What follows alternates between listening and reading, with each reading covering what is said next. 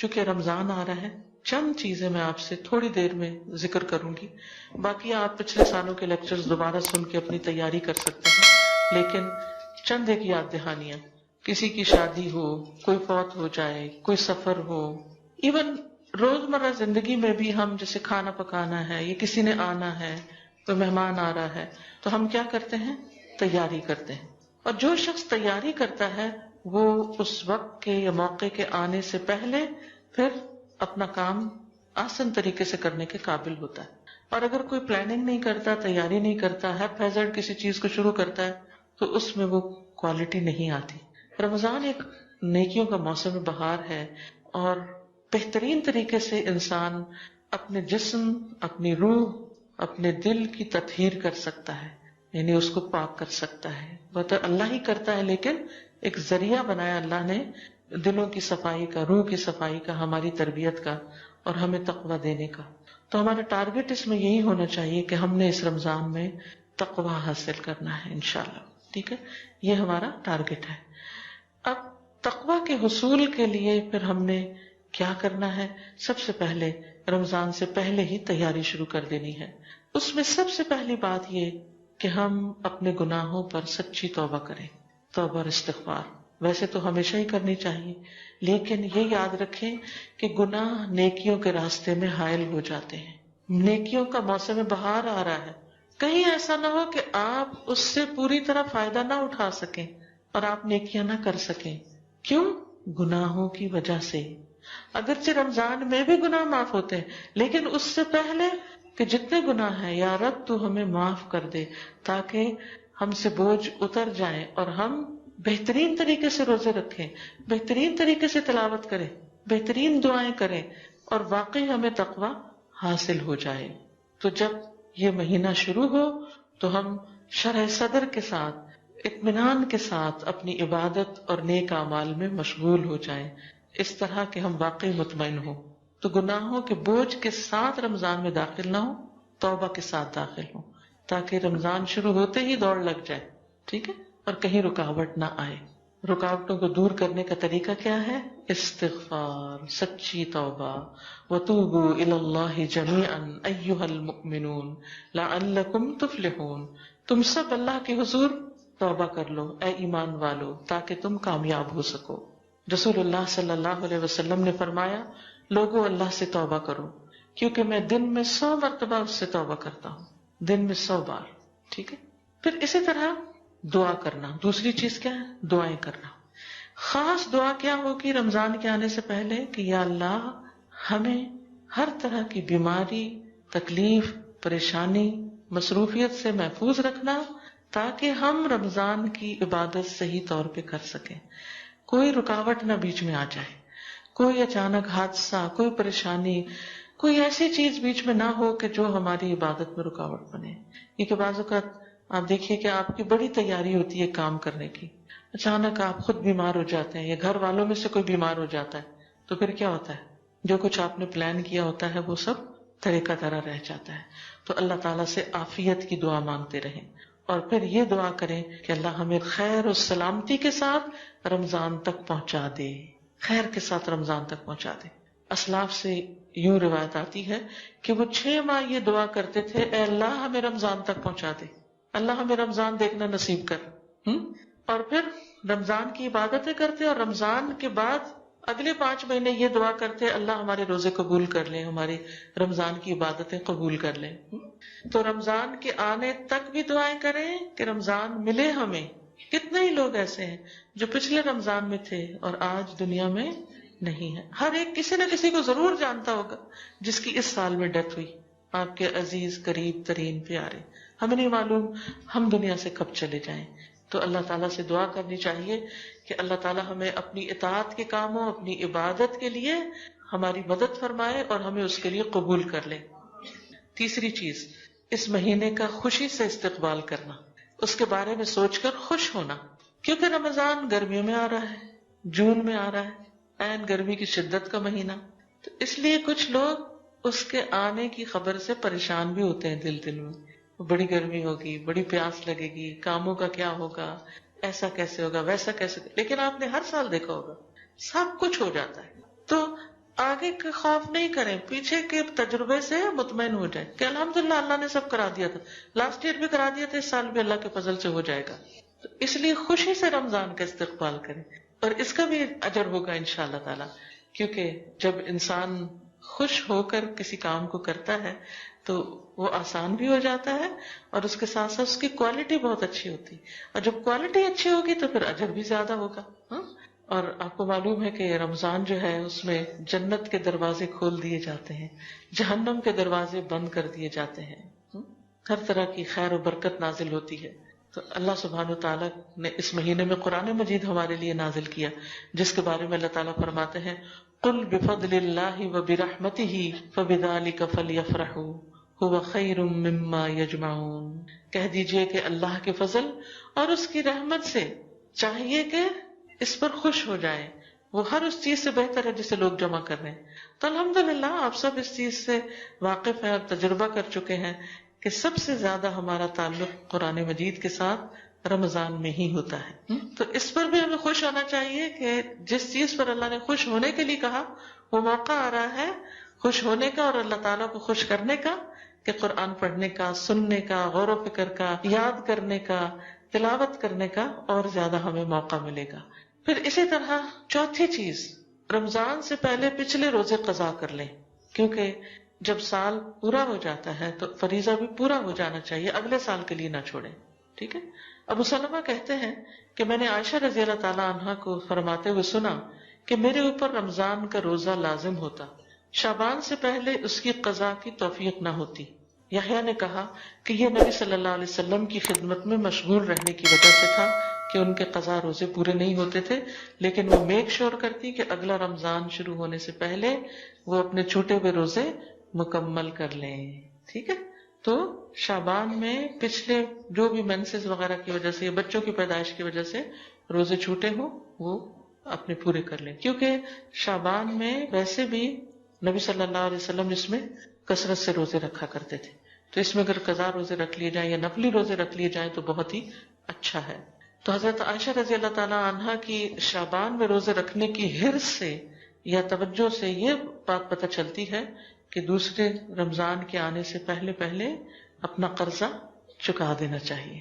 جیسے حج پہ جاتے ہوئے ہم اپنے قرضے چکاتے ہیں نا، تو اسی طرح رمضان آنے سے پہلے بھی اپنا قرضہ چکا دینا چاہیے.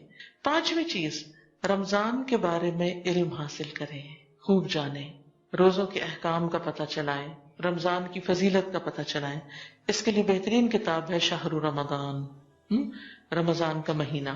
وہ کتاب آپ میں سے ہر ایک کے گھر میں ہونی چاہیے، ہر شخص کے پاس اپنا پرسنل نسخہ ہونا چاہیے، اور اس میں پورے رمضان سے متعلق جو چیزیں ضروری ہیں ان کو جمع کر لیا گیا ہے. ان کو چاہے آپ نے پچھلے سال پڑھا ہو، اس سال پھر دوبارہ پڑھیں. کیوں دوبارہ؟ تاکہ ساری چیزیں تازہ ہو جائیں اور کوئی چیز رہ نہ جائے. جیسے ایک طالب علم امتحان دیتا ہے نا، تو وہ کیا کرتا ہے، آخر یعنی ساری رات بھی پڑھتا ہے، سارا سال بھی پڑھتا ہے، لیکن آخر میں پھر ایک دفعہ اندر جانے سے پہلے، انٹر ہونے سے پہلے ایگزامینیشن ہال میں دوبارہ موٹی موٹی باتیں پھر دوبارہ دیکھ لیتا ہے تاکہ کوئی چیز بھولے نہ. تو ہم بھی کچھ بھولے نہ اور ہر چیز اچھے طریقے سے کر سکے، اس کے لیے ہمیں اس کو پڑھ لینا چاہیے. اس کتاب کی خاص خصوصیت یہ کہ اس میں کرنے کے کام بتائے گئے ہیں، احادیث بیان کرنے کے بعد یہ کہ کرنا کیا کیا چاہیے. چھٹی چیز، رمضان کے آنے سے پہلے اپنے کاموں کو نپٹا لیں. کون سے کام؟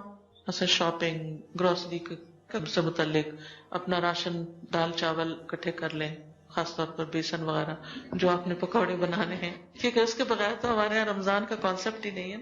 لیکن یہ کہ اس سے ہم اپنے لیے بڑی مشکل کھڑی کرتے ہیں، کیونکہ کھانے میں تو مزہ آتا ہے لیکن اس کے بعد پیاس کا دور شروع ہوتا ہے جو روزے سے پہلے ہی ہوتی ہے، اور پھر اس میں مزید اضافہ ہو جاتا ہے.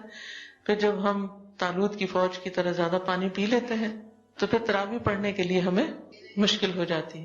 تو اس لیے ایسے کھانے تیار کریں، ہم خواتین کھانا ہے اپنے لیے بھی اور اپنے بچوں اور گھر والوں کے لیے جن جن کا روزہ ہم پہ ڈیپینڈ کرتا ہے، ان سب کو ہم ہیلدی فوڈ کھلائیں تاکہ ان کا روزہ بھی اچھا گزرے اور ہم بھی سست نہ پڑے.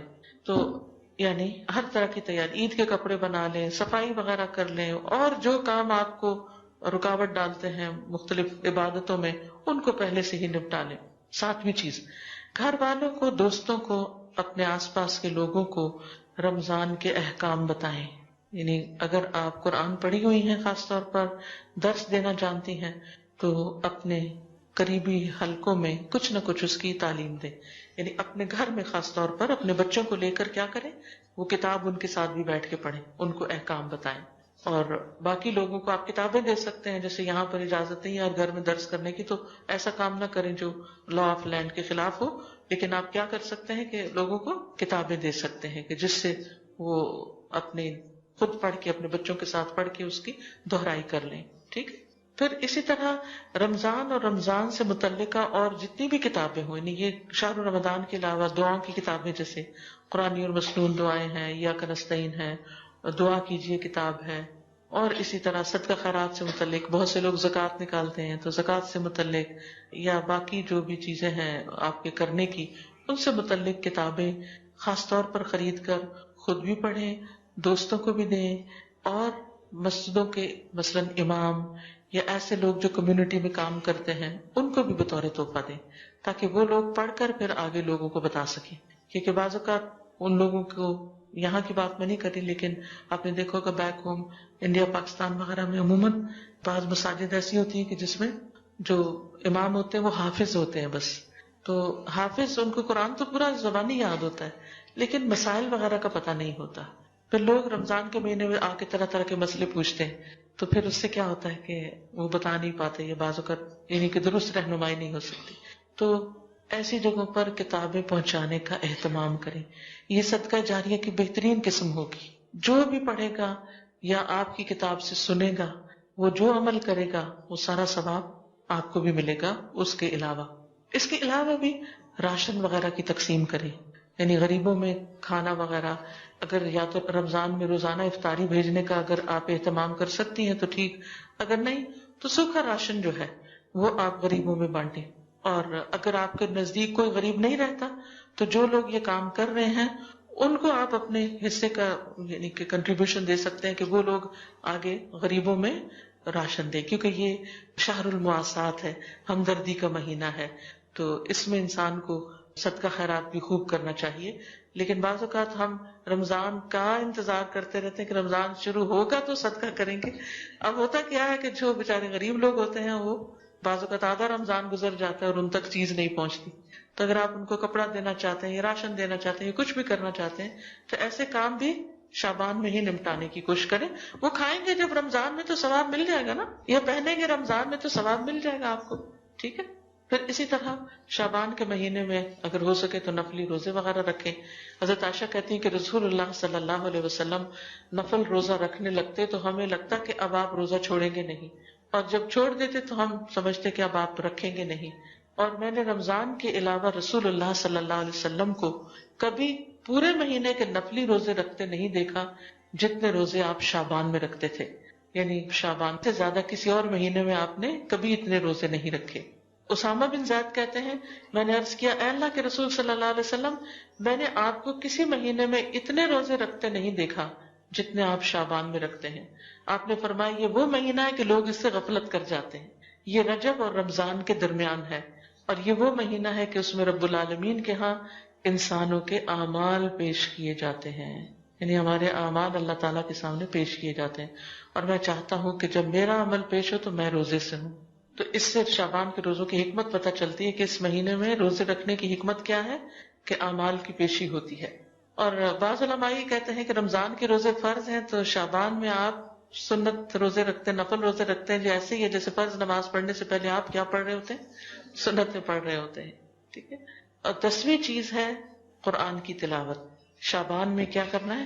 قرآن کی تلاوت عام مہینوں سے زیادہ میک شور کہ اگر جتنی آپ روزانہ روٹین میں کرتے ہیں اس کو بڑھا لیجئے لازمی طور پر. سلمہ بن کہیل کہتے ہیں کہ شعبان کے مہینے کو قرات کا مہینہ کہا جاتا ہے. یہ کیا ہے؟ شہر القراءہ، قرات کا مہینہ، اس میں قرآن زیادہ پڑھا جائے. عامر بن وقاص کے بارے میں آتا ہے کہ جب شعبان کا مہینہ شروع ہوتا تو اپنی دکان بند کر دیتے اور قرآن کی تلاوت کے لیے فارغ ہو جاتے. تو بہت سے لوگ شعبان کی فضیلت سے غافل رہتے ہیں. وہ رمضان کو تو لک فارورڈ کرتے ہیں، اس کی تو تیاری کرتے رہتے ہیں اور مادی تیاری تو کرتے رہتے ہیں کہ چیزیں خرید لیں، کپڑے خرید لیں، عید کے کپڑے سلوا لیں وغیرہ وغیرہ، لیکن اس سے غافل ہو جاتے ہیں یعنی قرآن اور نفلی روزوں سے. ابو بکر بلخی کہتے ہیں کہ ماہ رجب کھیتی لگانے کا مہینہ ہے. رجب کھیتی لگانے کا مہینہ ہے، شعبان کھیتی کو پانی لگانے کا مہینہ ہے، اور رمضان کھیتی کاٹنے کا مہینہ ہے۔ ان کا یہ بھی کہنا ہے کہ ماہ رجب کی مثال ہوا جیسی ہے کہ ہوا چلتی ہے پہلے، شعبان کی مثال بادلوں جیسی ہے کہ پہلے ہوا چلتی پھر بادل آ جاتے ہیں، اور رمضان کی مثال بارش جیسی ہے۔